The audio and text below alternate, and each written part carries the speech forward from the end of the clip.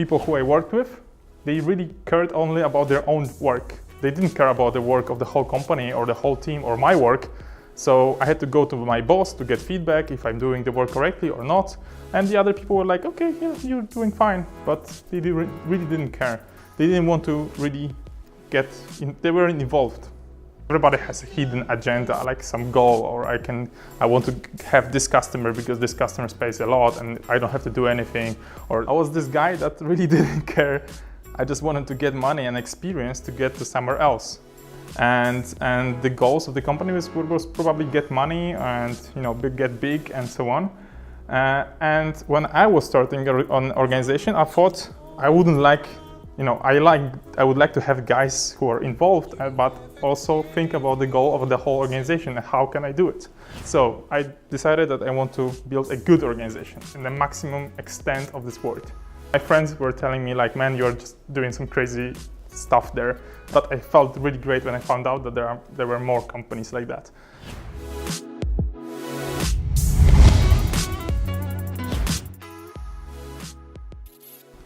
So guys, Adam just presented to you some theory how it looks and some examples how he implemented in his company.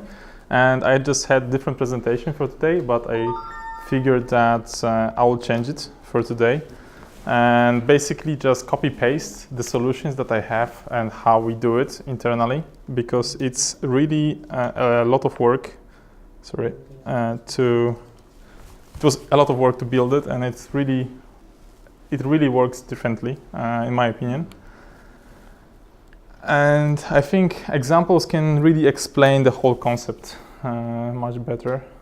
It turned out that I kind of built this kind of organization, but I didn't know about it. In the beginning, I was just a guy that really likes data, think about how to improve things, how to change things, how to build processes. And my experience in the past was focused more on things related to the internet and to traffic, to Google ads, Facebook ads, SEO, and in general, the whole concept of all of the traffic that comes to the website and what happens with it.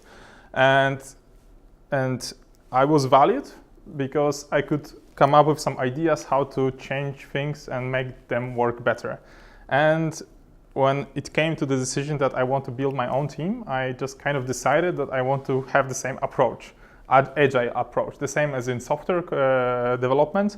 You have agile, so you improve things all the time. So today, so it turned out that after like around 2 years ago, I think, or 1.5 years, somebody told me that it's called Teal organization, and there is a book about it, and it's becoming, a buzzword. And so I was like, okay, let's read it, and I kind of really got inspired by that, and I continued into that direction.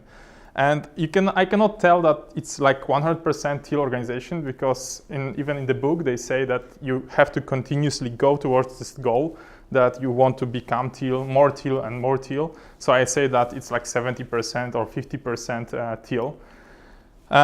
So Adam explained what is Teal, but I will just give examples and what processes, what things I got, and together with the other guys, because with time people came, joined, some people left, but the people who stayed really got involved into that, improvement and agile approach to the changes inside of the team and how we work, and started to run experiments on ourselves basically. So and yeah, as Adam said, there were many companies in the same time that in the time span of 20, 30 years or even more, they thought that these companies are alone, and they just came up with some stupid idea, with crazy idea, and people were thinking, oh, this is this crazy, different idea, different company that they manage themselves differently. And I thought the same about me. My friends were telling me like, man, you're just doing some crazy stuff there. And for me, I thought really that it was really strange, but I felt really great when I found out that there were more companies like that. So what I've missed when I had to start building an organization, I decided that I want to do it better.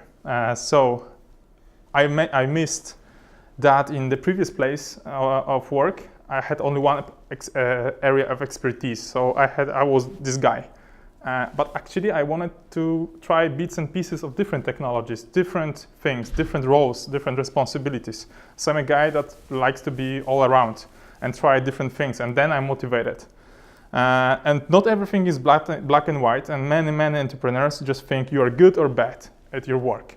But actually it's never like that. You're like you're like out of 10 things that you do at work, you're good at 7 and really bad at 3. So let's cut out this 3 and just let's focus on this 7, for example. So it's always something in the middle between black and white. So there was no instant honest feedback. Like people who I worked with, they really cared only about their own work. They didn't care about the work of the whole company or the whole team or my work. So I had to go to my boss to get feedback if I'm doing the work correctly or not. And the other people were like, okay, yeah, you're doing fine. But they really didn't care. They didn't want to really they weren't involved. And the fourth was unknown or irrelevant organization goals to me. So when I worked, I was this guy that really didn't care. I just wanted to get money and experience to get to somewhere else, to be better at what I'm doing. And the goals of the company was probably get money and get big and so on. And when I was starting an organization, I thought I wouldn't I would like to have guys who are involved, but also think about the goal of the whole organization and how can I do it. And hidden goals of colleagues, project managers, bosses. Everybody has a hidden agenda, like some goal, or I want to have this customer because this customer pays a lot and I don't have to do anything, or many different things, and everybody has some agenda behind. So I decided that I want to build a good organization in the maximum extent of this word, in my opinion. So in my opinion, it was very related to my values. So it was focused on self-realization, so achieving my own goals, or allowing other people to achieve their goals. So how can I build an organization that will allow other people to do it? Focusing on trust, so that everybody could trust each other. Happiness and fair results division. So how to build this? How can I focus on this kind of task? So to put it in a more business sense, after 3 or 4 years now, I can tell that back then, of course, I had to focus on quality, sales, and profitability, like every company. So first was higher and higher quality, growing sales, increasing profitability. These are normal classic goals of a company.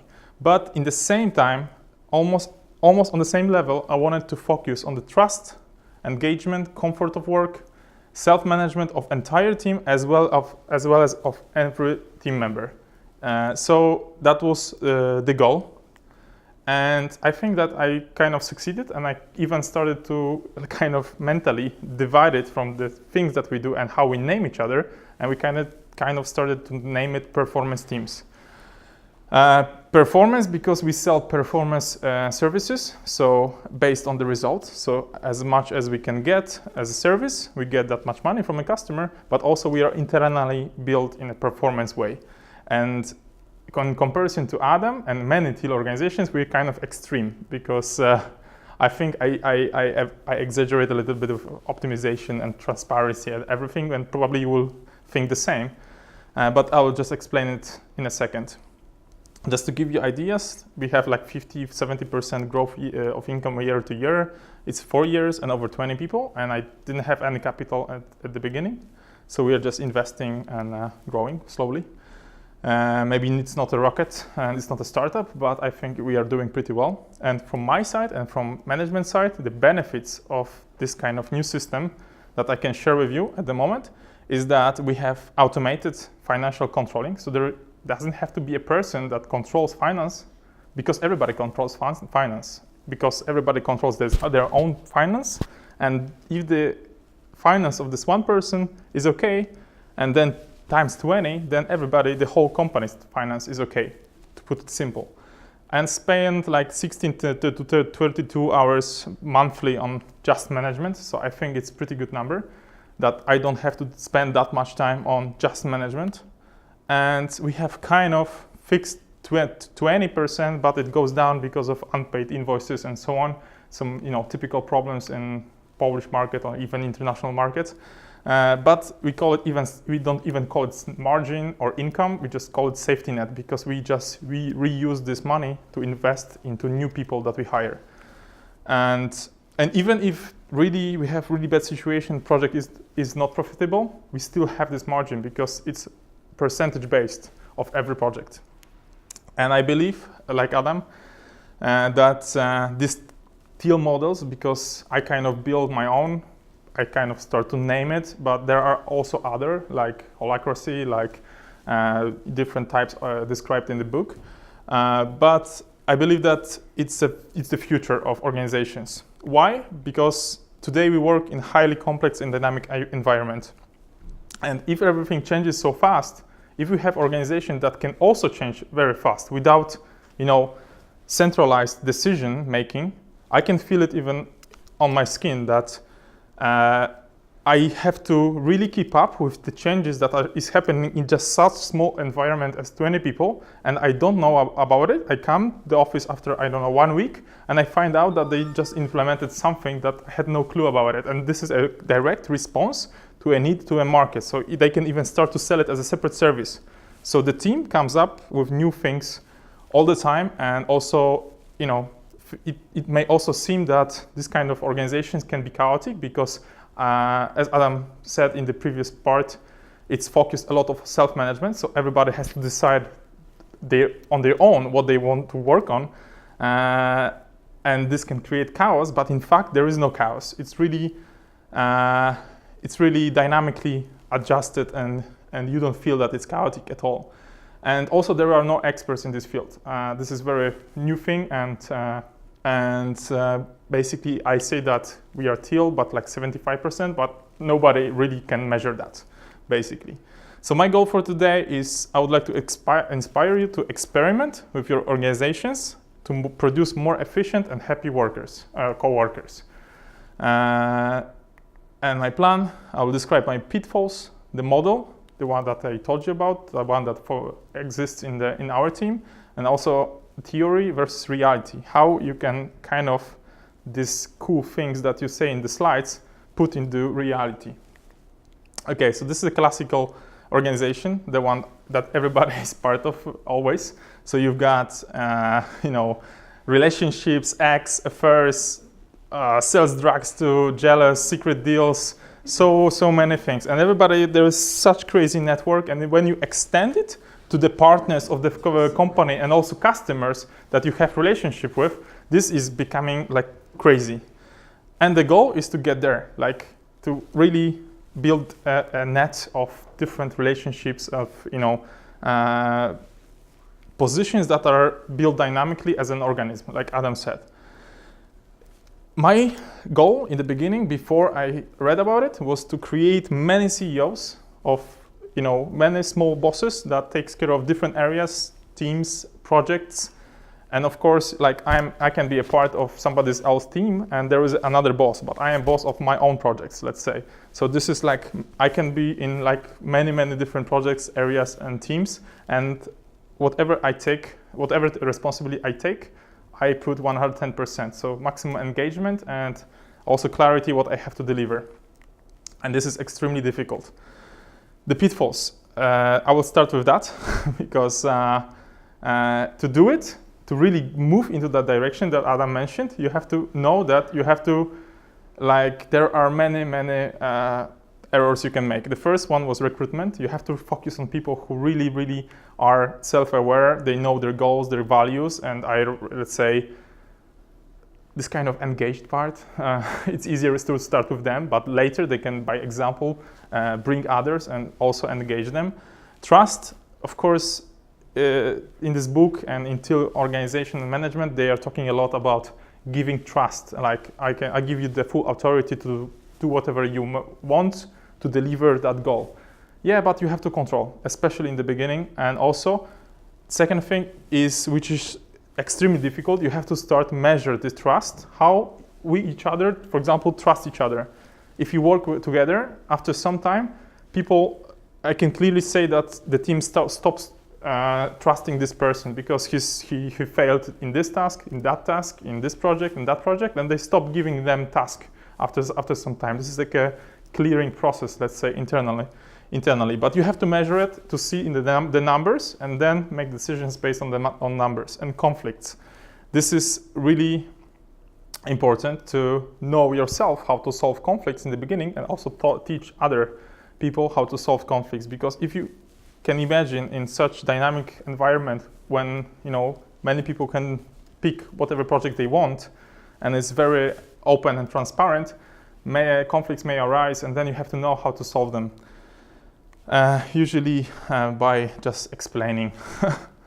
Okay, so the three pillars that Adam mentioned. So when we destroy the pyramid, so I'm not the boss anymore, we are all together directing into one direction. We want to achieve, we want to be the best at analytics of web services. And then people immediately start to feel that they need to have the answers to these questions. Like similar to what Adam said, who can make what decisions? There has to be one person. How can I make decision when this person is not available? Who is responsible for what? Who can spend money of the company? How the results are measured and discussed? What stops us from being lazy? And who gets what salary? Imagine that there are companies, and also in our case, we design the salaries that we get. And also in other companies, it also exists like that. So probably you think that people would pick the biggest higher salary and just take it, but it's not the case.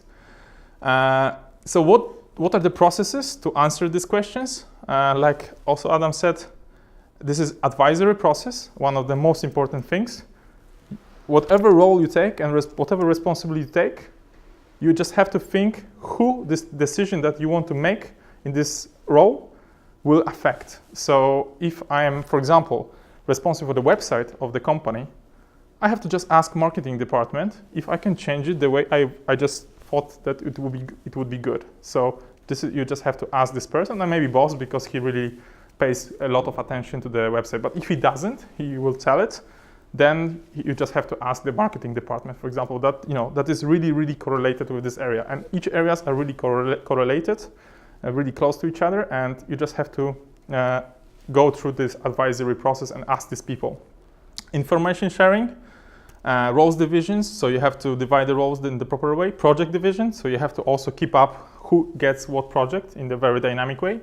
Written down rules. So whatever problem, conflict arise, and you solve it, then write it down so that other people would know how to solve this kind of situations. And fair work results division process. So you have to come up with some algorithm, some process of dividing the invoices that come from the customer. For example, we earn 10,000 euros. So how can we divide it? The simplest way, for example, is to check toggle how much time we tracked, and for example, divide it equally by the time spent of the team members that were involved in that project, for example. This is one of the ways. Financial transparency. This also creates a lot of information, how much we can spend on different areas, but it's not about giving all the information, but also how much project budget, each project has budget, each team has budget, each area has budget left for some investments or for some costs. And how it works internally in the team. So I call it a hybrid between being an entrepreneur and also an employee, because in the beginning when a person comes, we evaluate their skills based on also the matrix of skills, and this person this person joins the team gets evaluated in every skill. So for example, this is web analytics, Google Ads, Facebook Ads, SEO, web development, PHP, or so on and so on. And each of these skills have a technical leader that can evaluate and have his own way how to evaluate the skills, and he gives a grade. And based on these grades, we evaluate the minimum amount of money, what this person will get. And with time, this person starts to collect different projects. And basically, this is like an open marketplace of different projects that are people involved in. And based on the interactions in the office, in the hangouts, in the chat, like people ask each other, hey, I've got a lead, I have this customer, is there anybody free to help me? Is anybody available to help me? And then people just connect each other, they start to work together, and it's kind of creating a portfolio of different projects. So over here you can see that this is a training for Google Ads for domain number 1. Domain is the name of the project. Implementation of PPC domain number 2. Implementation of strategies here on domain number 3. So each of that is a different customer. And implementation of Google Ads for domain number 4. So these are customers, and over here we have internal roles that are also projects, but internal, not for the customer, but for the benefit of the team. And over here we have, for example, scripts and automation, Google Ads quality control, and Google new tools tester Google Ads. And all of that brings, let's say, some value to Thomas, who is a Google Ads specialist. And based on that, in the beginning, as I said, he gets the minimum. This is the break-even point. As I said, evaluated based on his levels in different skill areas, technical areas. But with time, based on this portfolio that he's collecting different projects, and also based on the trust of the team members, that people start to trust him because they can see that he's a reliable coworker, he delivers awesome value for the customer wants to even get better and better results, and they want to pay us more because it's going great. And there are no problems with the delivery of anything, then he is just collecting more and more tasks. Then even there is a need sometimes to have a role that will control if he's not taking too many projects, and we have to also control that. And with time, he basically becomes an entrepreneur, internal entrepreneur who has a portfolio of projects, and he gets a performance-based salary. But in the beginning, when he starts, he gets the minimum salary based on the skills that he has. So this is a kind of hybrid.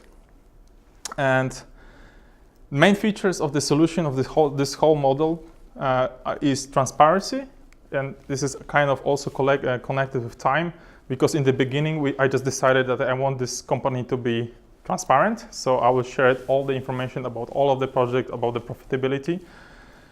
Then the next came quality control. In the beginning I was controlling the quality. Later on I have to come up with ways how people would control each other.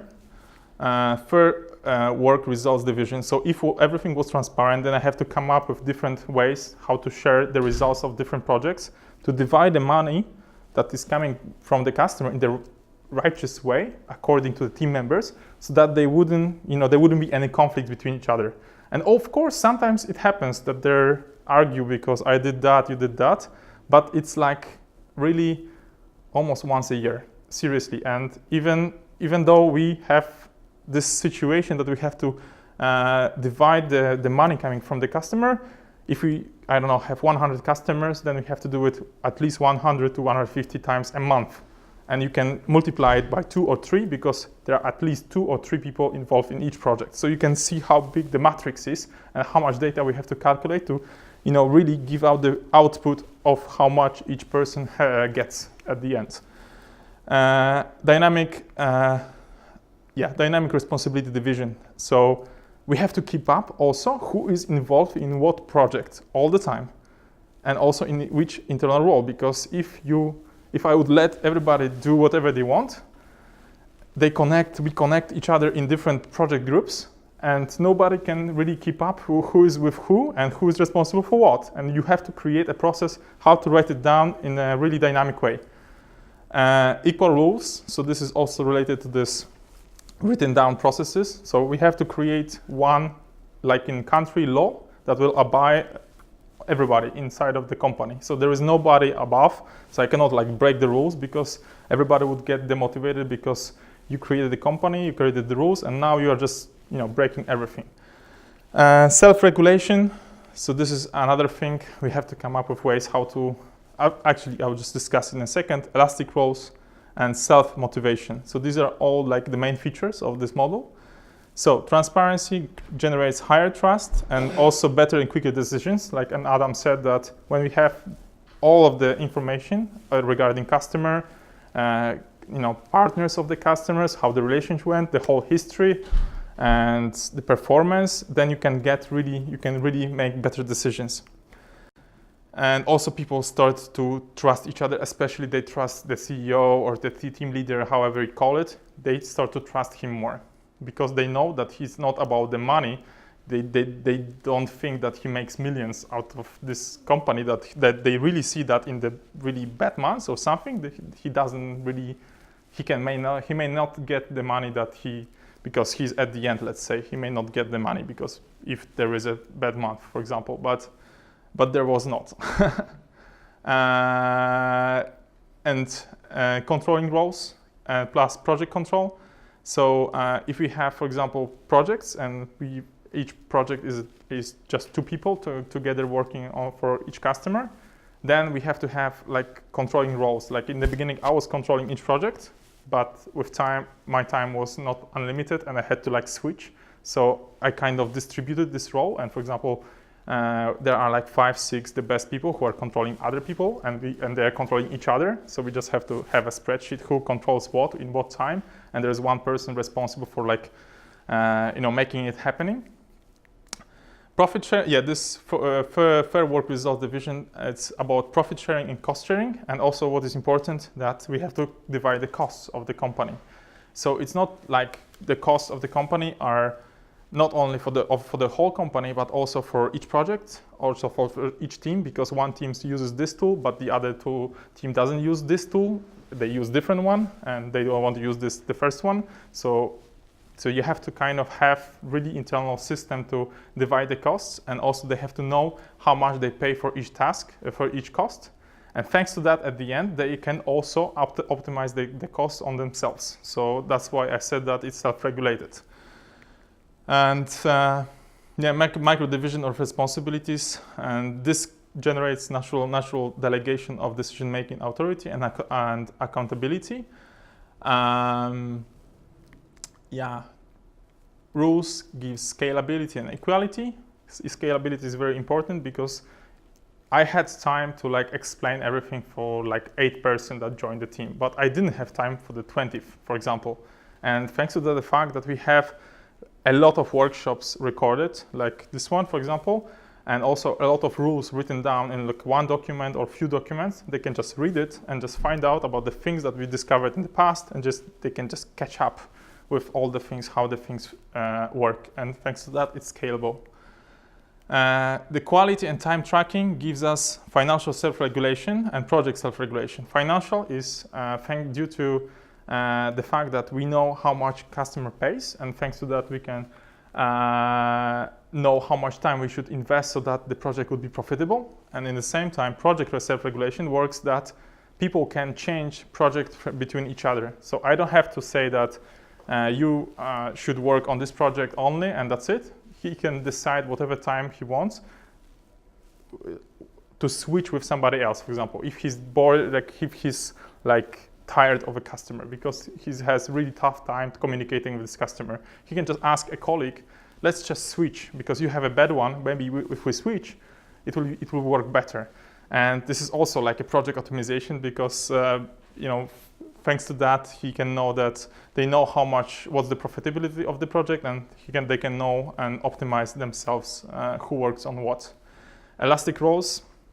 Also, each person and each team can create roles on their own. So basically, if we have, for example, an SEO team, for example, came up, I don't know, 1 year ago, that they will divide each project to 2 roles instead of just 1. And when they did it, the productivity rose by like 20 or 30%, just by the fact that people started to specialize in just one area inside of one service that we sell to a customer, and they just came up with that division themselves. Like I didn't have to do it, or team leader didn't have to do it. It just came out naturally, and thanks to that, it's very elastic because inside of a project you can also divide the project into different areas. You just have to write down everything and just put a name who is responsible for what, and people remember that. And this gives us new methodologies, processes, and services. And this hard salary hybrid, I already talked about it, but to let you know, this gives a lot of motivation, especially to people who take care of money quite a lot, but not only, because this gives you a lot of value for yourself, that you know that your work And the hard work that you provide and the awesome ideas that you give out, they pay out because the customers really see that. The value of this project go up with time, and you start making more and more money. And you don't have to jump from one company to another, just negotiating with new bosses how much you want to get, because you know that your worth is quite high. Because how usually people do, they just leave company or just negotiate with the boss to get more. Over here, if you are doing awesome job and the customers see that, it directly affects your salary. And also it affects self-realization, because if this is a very important goal to you, then people just achieve. And also it's really related to the fact that people look for challenges with time, and the more challenges they get, then they really can transform into a higher salary with time. So coming back to the previous slide with the answers to the questions, I kind of put it together, the rules that exist inside of my model, to connect it. Like advisory process is part of the rules. Information sharing is just the transparency. A role division process is dynamic responsibility division, and so on. So now I will just show you how it looks inside. So to compare a traditional company, we've got their organization scheme, fixed position responsibilities, fixed titles, promotions, superiors, and employees. So in the old organization scheme is replaced by dynamic map changing organization. So it looks more or less like that, if I would have to imagine that, but I don't have a software to visualize it. But how I visualize it, I just have spreadsheets, and basically these spreadsheets are visited by everyone every day, almost every day, because they come and visit that. And if you have designed roles, for example, over here, these are the names of roles that are internal for the team. Over here we put the names of each person who's responsible for what. So usually it is one person, first person is responsible for that, second is helping this person in this role. We have a wage of this role, because if we treat it as a marketplace, the roles, internal roles, also have an hourly rate assigned to it. So basically it's all calculated later on based on toggle, how much people spend on each role. And over here we have projects, and we have different domains of different customers. And over here we have also division of people who are involved in this project. So you have 5 columns basically, and this is how we split 100%. 20% stays in the company, 80% almost is divided between people. And also over here we can put different percentage. We also have a methodology how to share the percentage in a different way than just based on time, but also based on the impact in the project. So because one person can come up with a strategy, it will take this person 2 hours, and the other can implement it for 8 hours. But the value of the guy that came up with the strategy is much higher than the guy just of the person that implemented it. And in the traditional organizations we have fixed positions and responsibilities. In new version, we have full responsibility and authority in the chosen roles. So how it looks, over here, for example, we have workplace by Facebook, and over here, every role, which is around 40 to 50, has a report by the person that takes care of this role, posted to everybody, extremely transparent, and they state what is the role of the project, how much time they spent, what they achieved in this month, and what they are planning to do and achieve in the next month. And they also can get some comments, likes, shares, whatever, the same as on Facebook. And over here we have also the time, how much time was spent. This is an example of auditing role so the one that I talked about, that we audit each other works so that we could bring more and higher quality of the work. And also we've got Asana connected with this task, and this person who's responsible for that takes care of taking care of these tasks to deliver whatever is inside of this role. For example, this is a role office. So whoever is responsible for the office, whatever is related to the office. And fixed titles. So we've got precise roles in a project or in a team defined by team members themselves. So when I become, for example, responsible for the office, I can ask some people to help me out, and we basically create really precise roles, who is responsible for what inside of this role. So there is a lot of roles, a lot of dividing responsibilities inside of them. The same applies to projects for the customers, but it happens automatically by the people themselves. But what is really important to write it down in the process. And the reality is over here, for example, this is a division of the responsibilities inside of analytics project for a customer. So the customers also knows who is responsible for what on our side. Also, it happens dynamically because all of the people connected in the project from our side and also from the customer side are in one channel so that they can connect, talk, and it happens really, really fast that I, for example, can be a substitute of a person that is sick today and I can jump in and I can see on the chat, thanks to all the new technologies, and be instantly from a guy that's responsible for analytics become Facebook ads guy, because there is nobody to fill the space because somebody is sick, for example. But usually team members just do it between each other, and this happens really automatically. This is a part of the matrix about the skills that I talked about in the few slides ago. Over here we have just technical skills, certificates, responsibilities. So we try to measure responsibilities, if they take responsibility or not, if we can trust them or not, and also critical skills. Yeah, in the old system we've got promotions. Over here we have higher responsibility and trust. So this is also related to the hybrid salary that we talked about, and that with time when they receive higher and higher trust inside of an organization, people start to really come to these people and just ask them to do projects together, because they know that if they will work together, the projects will be safe and they will be delivered in the time, and also they will achieve the goals of the customer, and it will be done in the best way possible. And this is like an invisible currency, but trust plays a huge role in that. And I don't know, I have some way to measure that, but basically it happens without seeing it. And I can see that by the salaries that people get, and some people are just so good at their work that people just get around them and they really want to give them the best projects.